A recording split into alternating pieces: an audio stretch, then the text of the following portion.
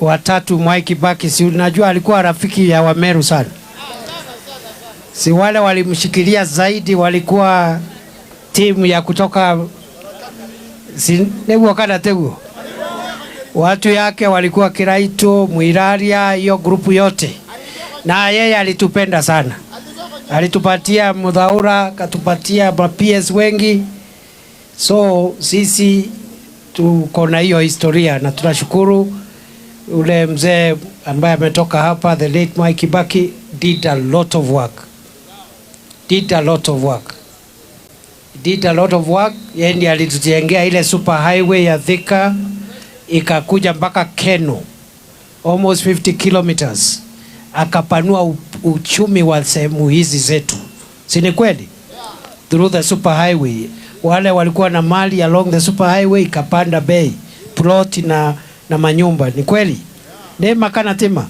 Sio ni kazi ya Kibaki. Na alifanya hiyo barabara, akafanya ingine kule Mombasa, ndiye alianzisha hiyo Dongo Kundu, akafanya zingine kila mahali. Na hiyo kazi hakufanya na ukabila. Ya? Hata hakuwa anazunguka hapa akituambia vile anatupenda. Lakini alitufanyia kazi. Neema kana tema. Dewo kana tewo.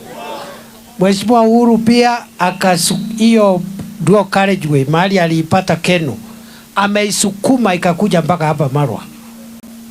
Na hakutuambia vile anatupenda, alifanya tu kazi. Na alifanya kazi nyingine kule Mombasa, Likoni crossing, sijui Kisumu, sijui mambo mingi kila mahali Kenya.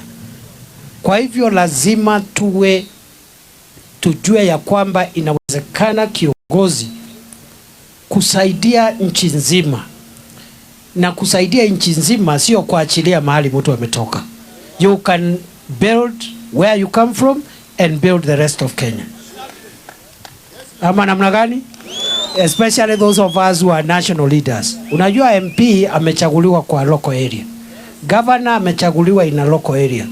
Lakini kazi ya Rais, Deputy President ya Kenya, ya kusaidia Kenya, ikiwemo mahali mtu ametoka, kwa sababu hata hapo mahali ni Kenya. Neema kana tema. Wacha tuzikie